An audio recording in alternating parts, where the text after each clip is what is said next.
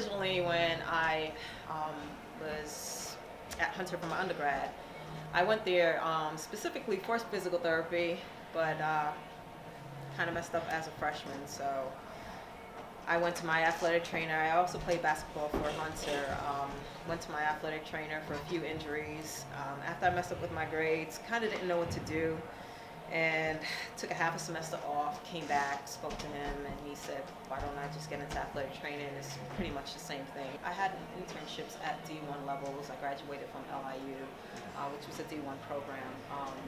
The kids here are just so different. They're respectful. I think I relate to them.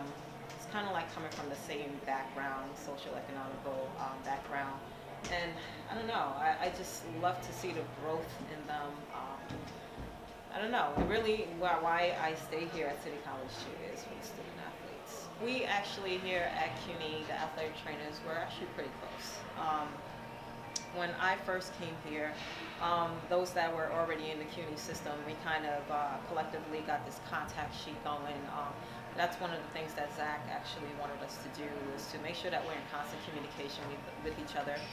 We decided to meet once a year at the end of the year to kind of brainstorm ideas of how things were going, new legislations that have been going on in NCAA that was implemented for sports medicine. So we would talk about all of that. You know, obviously cases that we've had in the athletic training room. You know, just funny things. We would talk about the job. You know, one of our biggest things that we talk about, like I talk about with the other athletic trainers, I'm not the only one here at CUNY that it's just one athletic trainer for 250 athletes.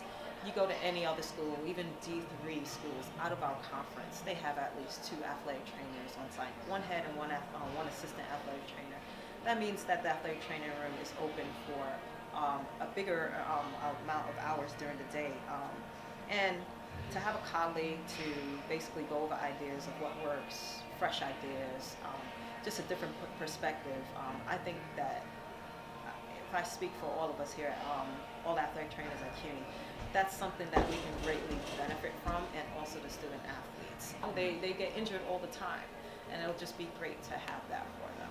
I wish that I can spend more time with student athletes, especially during the height of the season, like when I have the 2 soccer teams going and then there's a transition where basketball starts.